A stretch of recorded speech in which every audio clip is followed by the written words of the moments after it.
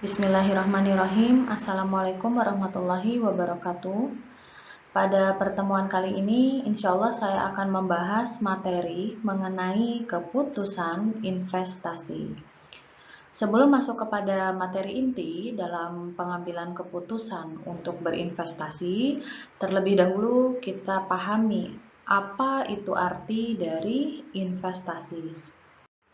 Bicara mengenai investasi di sini, kaitannya dengan uang ataupun aset secara umum, investasi ini diartikan sebagai suatu kegiatan penanaman modal guna mendapatkan keuntungan di masa depan. Sebetulnya yang dikatakan investasi sendiri ini adalah segala hal yang berkaitan dengan sesuatu yang mendatangkan value atau nilai dari apa yang telah kita keluarkan atau korbankan ya. Seperti misalnya saat ini mungkin yang sedang menempuh pendidikan seperti sekolah atau kuliah. Nah, itu juga bisa dikatakan sebagai suatu bentuk investasi waktu, tenaga, pikiran, dan juga biaya untuk memperoleh pengetahuan yang lebih luas ataupun gelar misalnya ya. Nah, tapi yang dipahami secara umum di tengah masyarakat jika bicara mengenai investasi di sini tentu saja berkaitan dengan finansial, sehingga investasi ini dapat diartikan sebagai suatu bentuk penanaman modal ke dalam suatu aset gitu ya, dalam jangka waktu tertentu yang bertujuan untuk memperoleh penghasilan atau pengembalian yang lebih dari apa yang sudah ditanamkan tadi. Yang mana tentu saja dalam sebuah investasi ini mengandung resiko atau ketidakpastian ya. Sehingga perlu adanya suatu bentuk perencanaan dalam pengambilan keputusan investasi. Nah, mengapa investasi ini membutuhkan suatu perencanaan? Karena tentu saja berkaitan dengan beberapa hal yang penting gitu ya. Di antaranya adalah dana yang dikeluarkan jumlahnya besar. Jika misalnya dana yang besar ini sudah terlanjur dikeluarkan untuk investasi tanpa adanya pertimbangan ataupun perencanaan, maka semisalnya ada hal-hal di luar ekspektasi kita, tentu saja dana yang sudah kita keluarkan tadi ini tidak dapat kita peroleh kembali dalam jangka waktu yang singkat. Sehingga perencanaan investasi ini adalah suatu hal yang sangat penting dalam pengambilan keputusan saat akan berinvestasi. Kemudian yang kedua, dana yang dikeluarkan akan terikat dalam jangka panjang. Misalnya suatu perusahaan berinvestasi, ini kan harus menunggu dalam jangka waktu yang cukup lama untuk memperoleh kembali dana tersebut. Dengan demikian, pihak perusahaan yang berinvestasi ini tentu harus menyediakan dana untuk kepentingan yang lain dalam perusahaan gitu ya. Karena tidak bisa mengandalkan dana yang sudah dikeluarkan tadi untuk investasi, melihat jangka waktu dari sebuah investasi ini bukanlah waktu yang singkat. Kemudian yang ketiga, menyangkut harapan terhadap hasil keuntungan di masa yang akan datang. Dalam hal ini, jika manajer keuangan salah dalam pengambilan keputusan investasi, tentu saja akan merugikan pihak perusahaan. Misalnya, suatu perusahaan berinvestasi pada sebuah aset tetap yang terlalu besar gitu ya, karena proyeksi penjualannya yang besar. Nah, pada kenyataannya misalnya permintaan konsumen ini justru kecil atau sedikit. Sehingga pada akhirnya aset tetap tersebut banyak menganggur atau tidak digunakan dengan maksimal. Sementara perusahaan juga harus menanggung biaya penyusutan dari aset tetap tersebut misalnya ya. Dan kemudian yang terakhir yaitu memiliki akibat yang panjang dan berat. Nah, ini adalah salah satu bagian dari investasi, yaitu adanya risk atau resiko atau ketidakpastian gitu ya. Sehingga jika salah dalam pengambilan keputusan, tentu saja akan mempunyai dampak kerugian yang besar bagi pihak perusahaan itu sendiri. Selanjutnya di sini ada beberapa metode yang dapat digunakan dalam pengambilan keputusan investasi. Yang pertama adalah accounting rate of return atau disingkat ARR ya. Metode ini digunakan untuk mengetahui seberapa besar pengembalian dalam sebuah investasi. Biasanya dalam bentuk prosentase ya. Jadi untuk mengetahui berapa sih besarnya prosentase keuntungan yang diperoleh dari sebuah investasi. Kemudian selanjutnya ada payback period, yaitu untuk mengetahui lamanya atau jangka waktu yang dibutuhkan dalam pengembalian modal yang dikeluarkan dari sebuah investasi. Kemudian yang ketiga ada NPV atau Net Present Value. Nah, atau disebut juga dengan nilai bersih sekarang. Metode ini untuk mengetahui berapa besarnya nilai bersih dari sebuah investasi yang ditanamkan jika penerimaan yang diperoleh di masa yang akan datang dirubah ke dalam nilai pada hari ini, gitu ya. Selanjutnya, yang keempat adalah IRR atau Internal Rate of Return. Metode ini digunakan untuk mengetahui pada tingkat bunga berapa present value of cash flow sama dengan present value of investment, sehingga nilai NPV-nya ini adalah 0 ya. Kemudian yang terakhir adalah Profitability Index. Nah, metode ini digunakan untuk mencari ranking pada beberapa proyek investasi ya, dengan membandingkan present value of cash flow dengan present value of investment. Yang pertama yang akan kita bahas dari metode keputusan investasi ini adalah Accounting Rate of Return atau disingkat ARR ya, di mana metode ini digunakan untuk mengukur seberapa besar tingkat keuntungan dari sebuah investasi ya. Nah, sehingga menggunakan dasar laba akuntansi. Nah, angka yang digunakan ini adalah earning after tax ya, atau EAT yang sudah kita pelajari di materi sebelumnya ya, yang dibandingkan dengan rata-rata investasi, sehingga rumusnya adalah ARR sama dengan rata-rata EAT dibagi dengan rata-rata investasi dikali 100%. Untuk menghitung rata-rata EAT ini adalah dengan menjumlahkan EAT selama umur investasi dibagi dengan umur investasi itu sendiri. Sedangkan untuk menghitung rata-rata investasi adalah investasi ditambah dengan nilai residu dibagi 2. Nanti kita akan masuk ke contoh untuk lebih jelasnya. Selanjutnya metode yang kedua adalah metode payback period. Seperti yang tadi saya jelaskan ya, bahwa metode ini digunakan untuk mengetahui berapa lamanya atau jangka waktu yang dibutuhkan untuk pengembalian sebuah investasi ya. Nah, di sini rumusnya adalah payback period sama dengan investasi dibagi dengan cash flow dikali 1 tahun. Tapi rumus ini digunakan jika cash flow setiap tahunnya ini nilainya sama. Misalnya selama 5 tahun nilai cash flow-nya adalah 100 juta berturut-turut gitu ya. Tapi jika nilai cash flow-nya atau besarnya cash flow setiap tahunnya berbeda, ini ada metodenya sendiri, tidak menggunakan rumus yang ini ya. Untuk lebih jelasnya juga nanti kita akan masuk ke contoh soal. Metode yang ketiga adalah Net Present Value atau disingkat NPV. Pada metode ini sudah kita bahas ya di minggu sebelumnya, yaitu pada materi Time Value of Money ya. Nah, di mana metode ini digunakan untuk mengetahui berapa besarnya selisih antara nilai sekarang dari cash flow dengan nilai sekarang dari investasi.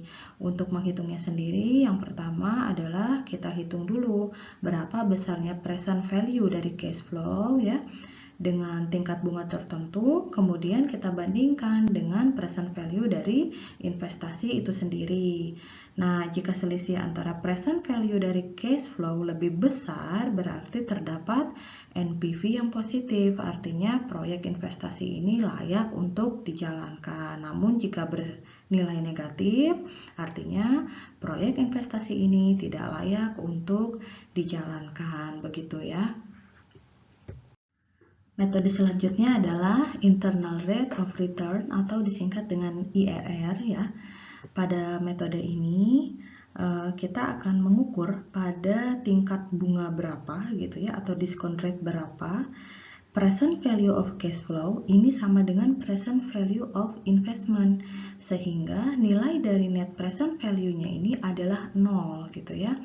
Nah, rumus yang digunakan ini adalah IRR sama dengan RR.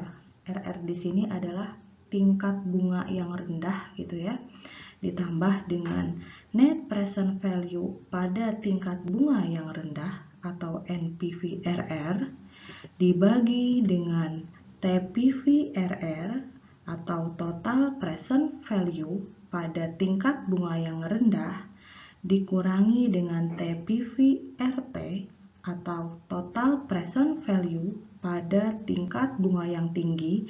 Jadi RR ini adalah tingkat bunga rendah dan RT adalah tingkat bunga yang tinggi gitu ya.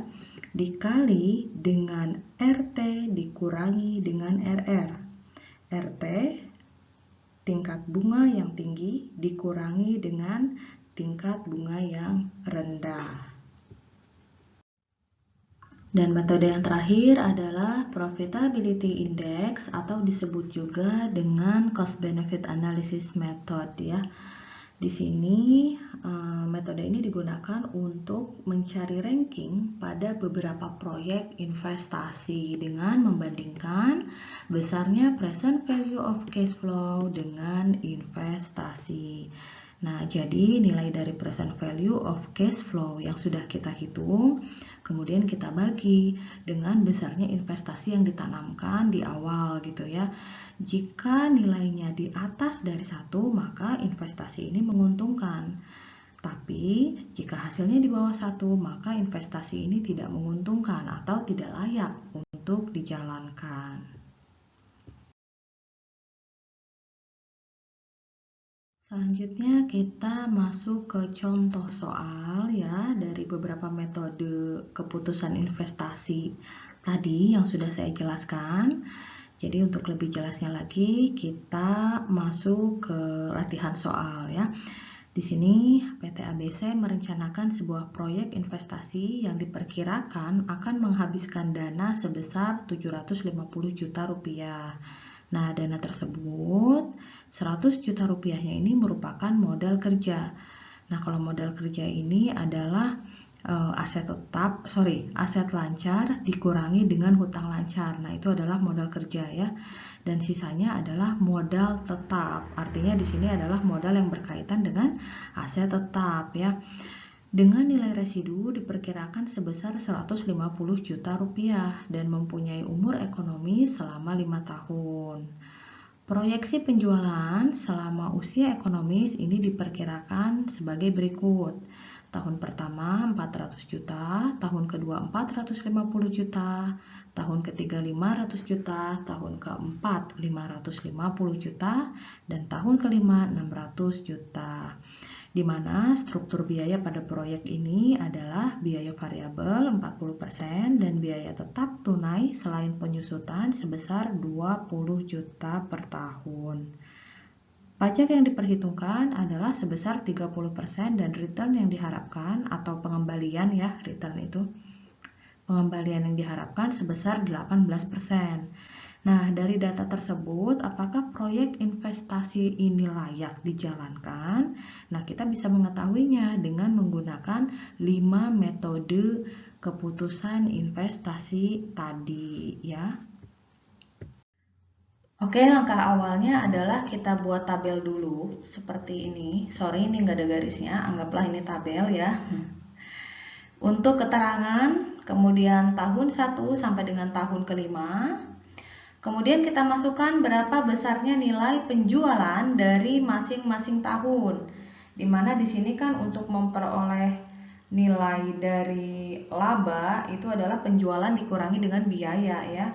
Nah, penjualan di sini setiap tahunnya sudah ada tadi di soal ya.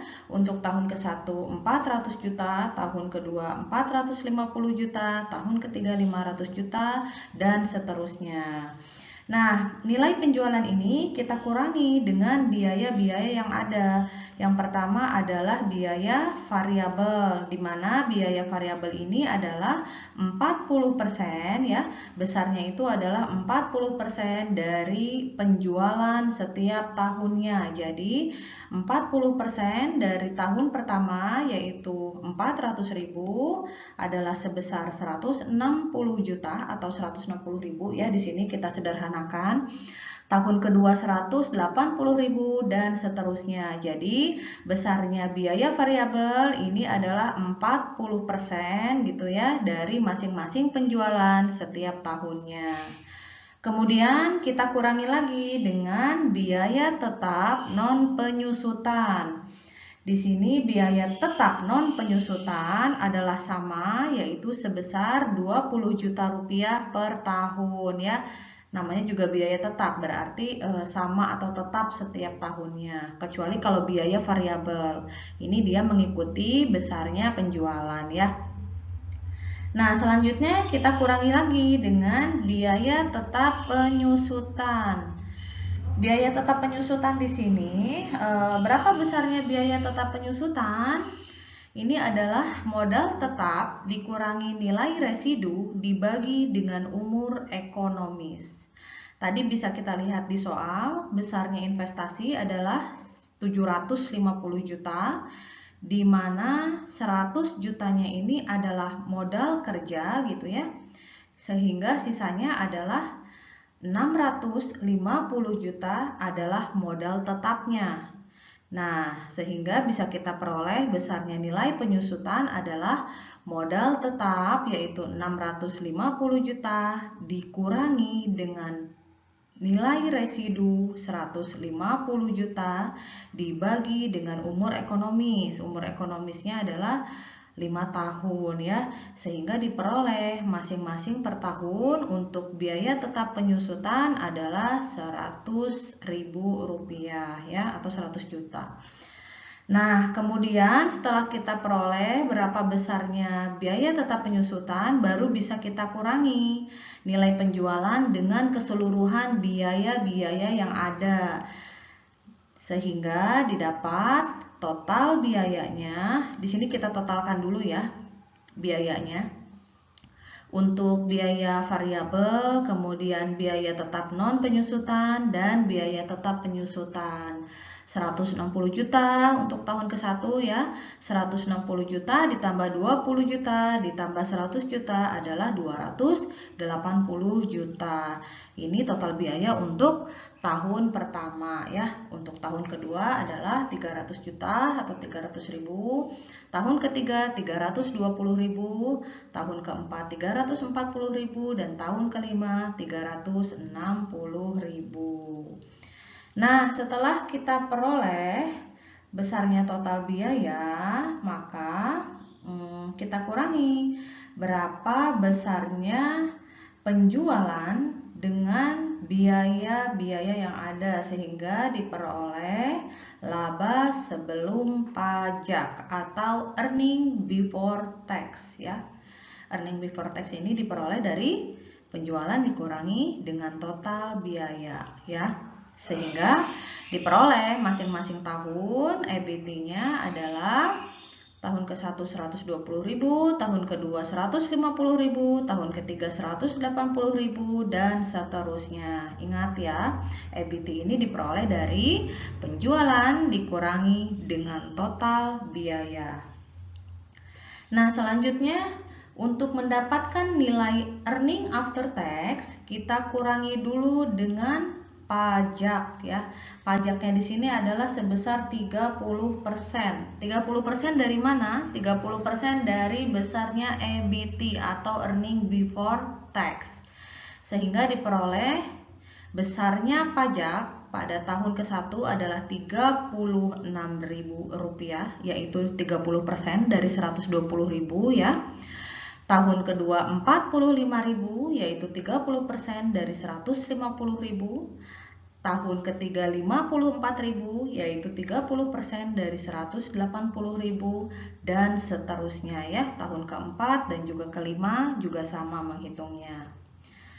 Nah, setelah laba sebelum pajak ini kita kurangi dengan pajak, maka baru kita peroleh berapa besarnya earning after tax atau EAT ya, atau laba setelah pajak.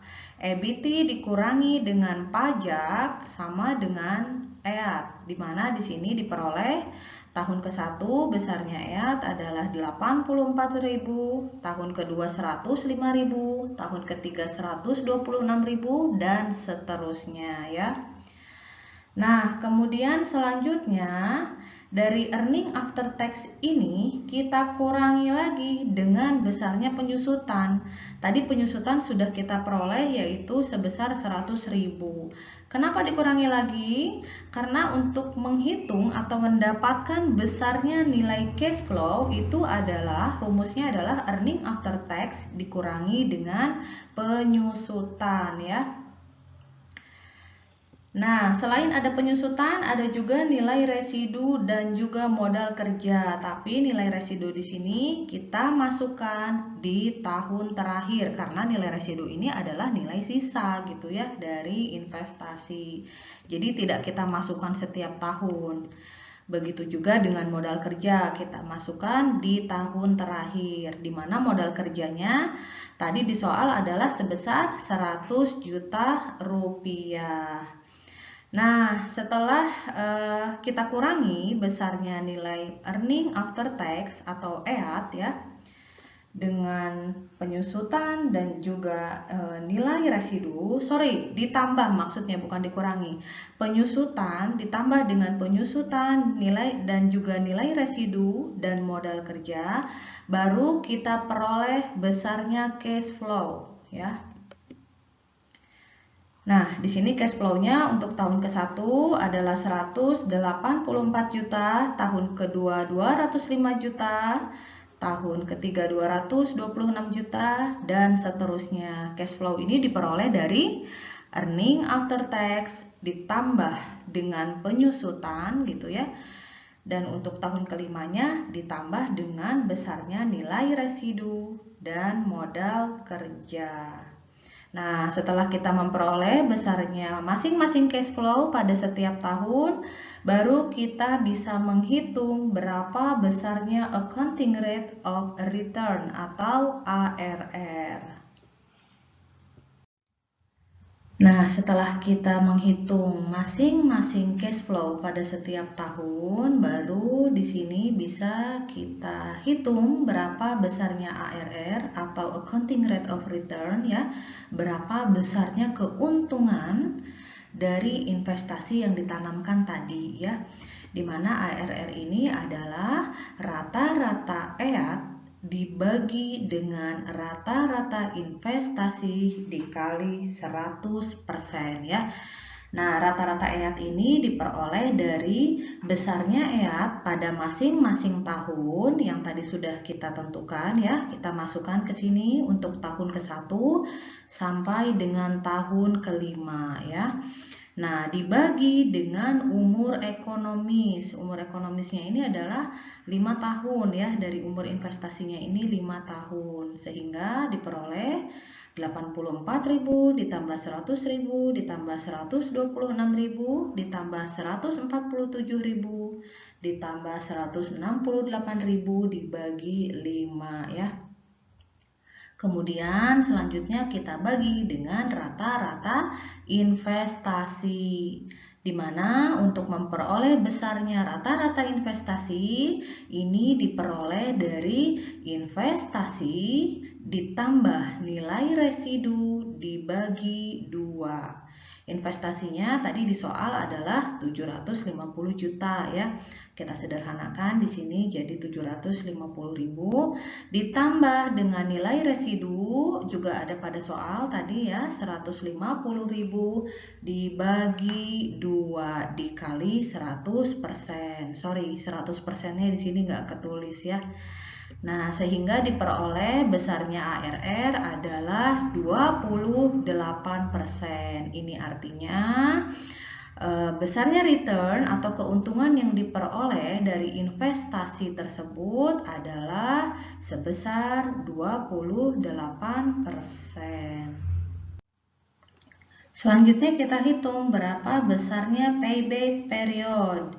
Ingat, payback period ini adalah lamanya atau jangka waktu yang dibutuhkan untuk investasi itu bisa kembali gitu ya. Jadi berapa lama sih waktu yang dibutuhkan, berapa tahun gitu ya untuk investasi di sini kan tadi besarnya 750 juta. Nah, 750 juta ini kira-kira berapa lama untuk bisa kembali lagi gitu ya. Nah, rumusnya tadi adalah investasi dibagi cash flow dikali 1 tahun. Tetapi rumus itu digunakan jika besarnya cash flow ini adalah sama. Jadi semisal setiap tahun cash flow-nya itu adalah 100 juta gitu ya, tahun 1, tahun 2 sampai tahun kelima sama 100 juta. Maka bisa kita menggunakan rumus investasi dibagi cash flow dikali 1 tahun. Tapi pada kasus ini besarnya cash flow itu adalah berbeda sehingga kita tidak bisa menggunakan rumus yang tadi ya. Sehingga cara menghitungnya adalah besarnya investasi, di sini kita masukkan dulu, yaitu sebesar 750 juta. Kemudian kita masukkan besarnya cash flow di tahun pertama, yaitu tadi adalah sebesar 184 juta atau 184 ribu ya. Nah, di tahun pertama ini kita lihat apakah cash flow yang masuk sudah bisa menutupi besarnya investasi senilai 750.000 itu? Ya, tentu saja belum karena ternyata masih ada sisa sebesar 566.000 sehingga kita harus kurangi lagi dengan cash flow di tahun kedua, di mana cash flow pada tahun kedua ini adalah sebesar 205.000 ya.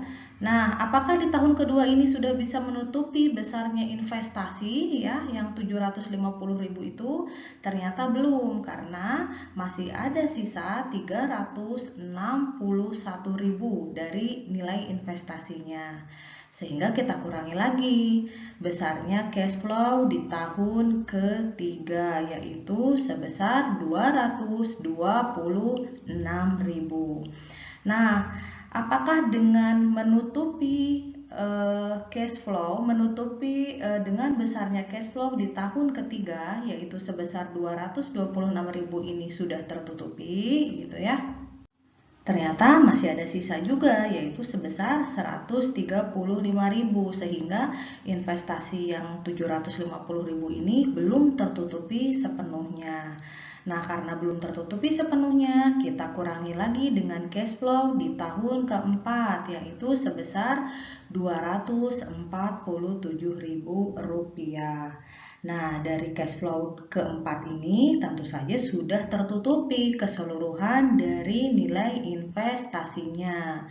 Sehingga besarnya payback period ini diperoleh tahun terakhir di mana cash flow atau arus kas belum bisa menutupi investasi, yang mana dalam hal ini adalah tahun ketiga ya, karena kan tahun keempatnya sudah bisa menutupi gitu ya.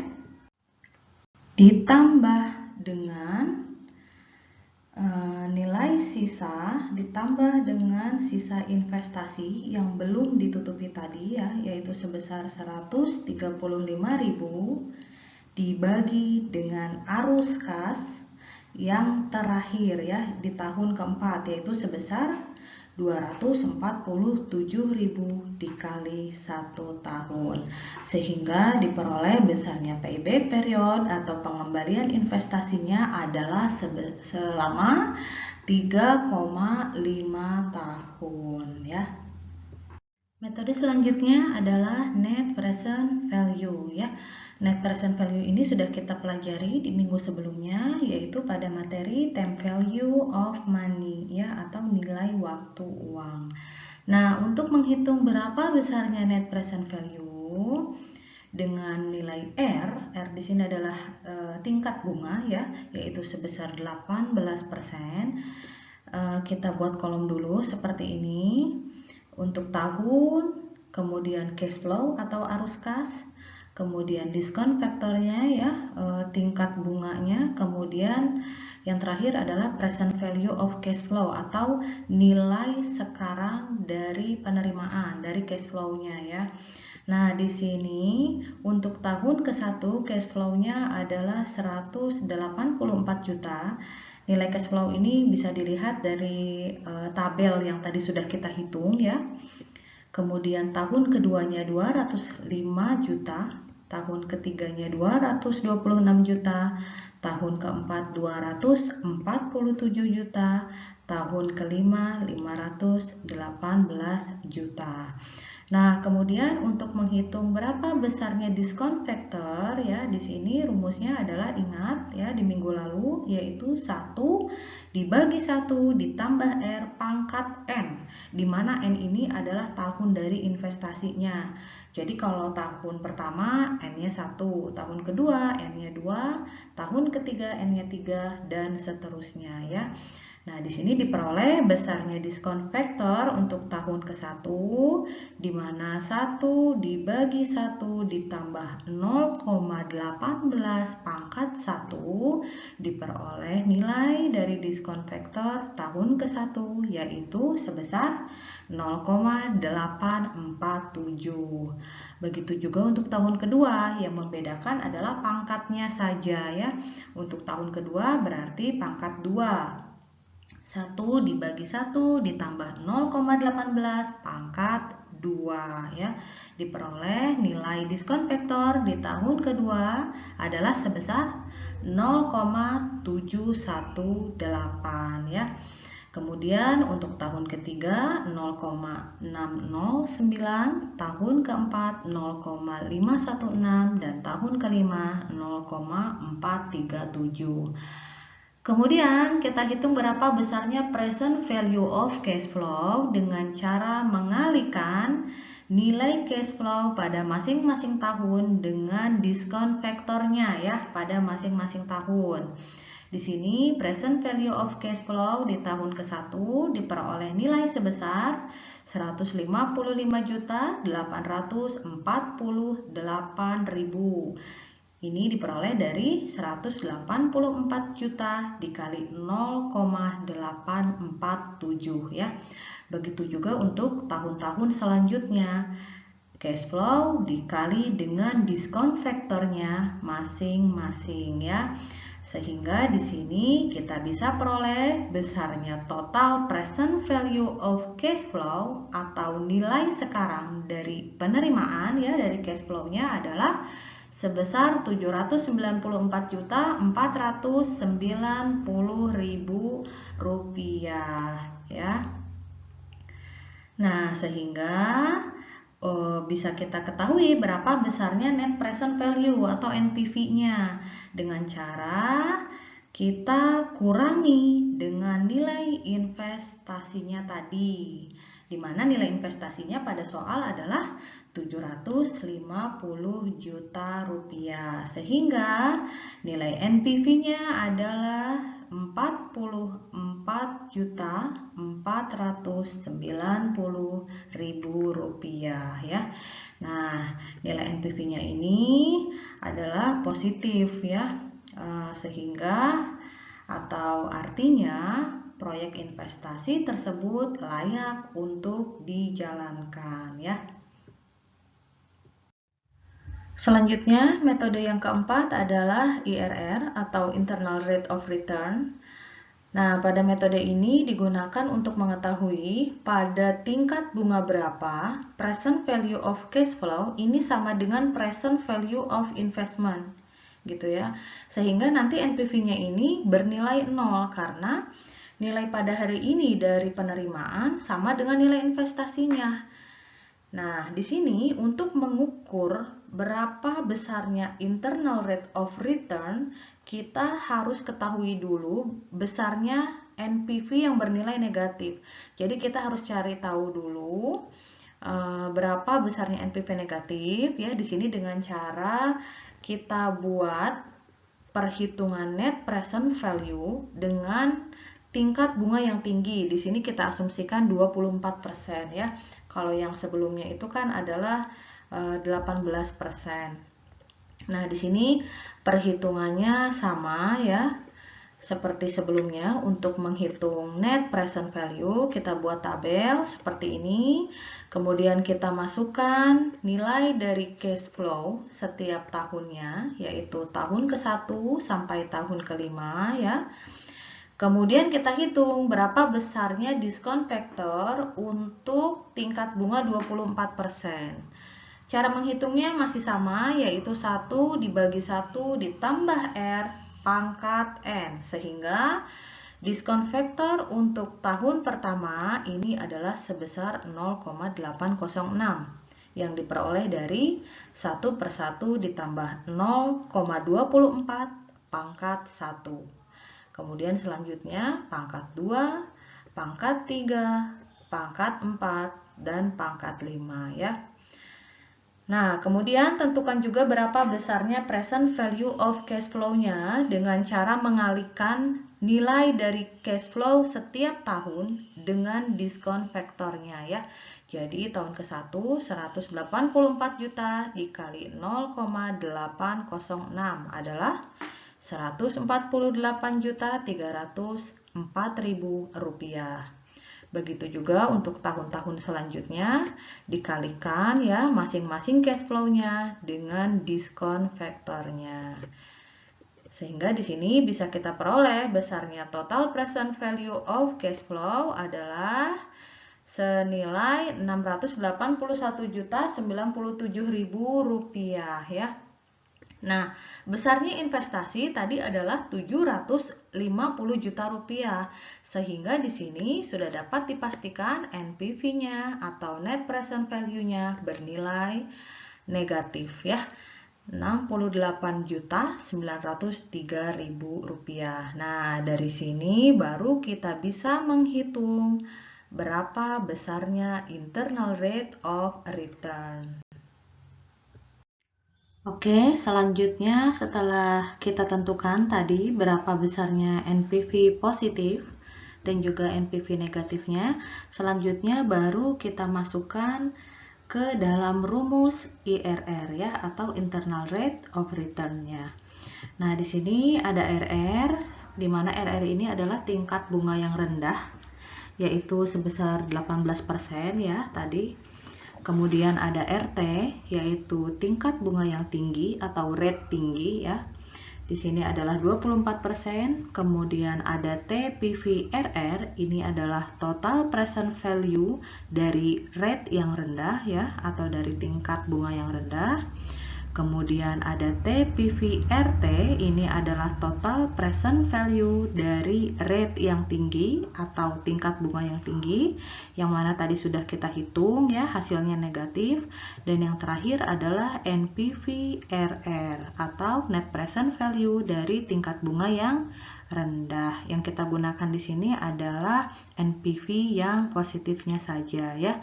Kemudian selanjutnya kita masukkan ke dalam rumus IRR, di mana rumusnya adalah RR atau tingkat bunga yang rendah ditambah dengan NPV-RR atau net present value dari tingkat bunga yang rendah dibagi dengan TPV-RR dikurangi TPV-RT dikali RT dikurangi dengan RR, sehingga di sini diperoleh besarnya nilai IRR adalah 20,35%. Artinya di sini adalah pada tingkat bunga 20,35%, maka NPV-nya bernilai 0 karena present value of cash flow-nya sama dengan present value of investment-nya ya, atau present value dari penerimaan sama dengan investasinya. Selanjutnya yang terakhir adalah kita hitung berapa besarnya profitability index-nya ya, di mana PI ini rumusnya adalah present value of cash flow ya, atau total present value dibagi dengan investasinya. Di sini TPV yang positif ya, dibagi dengan investasinya yaitu sebesar 750 juta. Di sini profitability index-nya diperoleh sebesar 1,06%. Artinya di sini proyek investasi tersebut layak dijalankan ya, karena PI-nya ini adalah bernilai di atas dari 1. Sekian untuk materi dari keputusan investasi ini. Terima kasih untuk perhatiannya. Wassalamualaikum warahmatullahi wabarakatuh.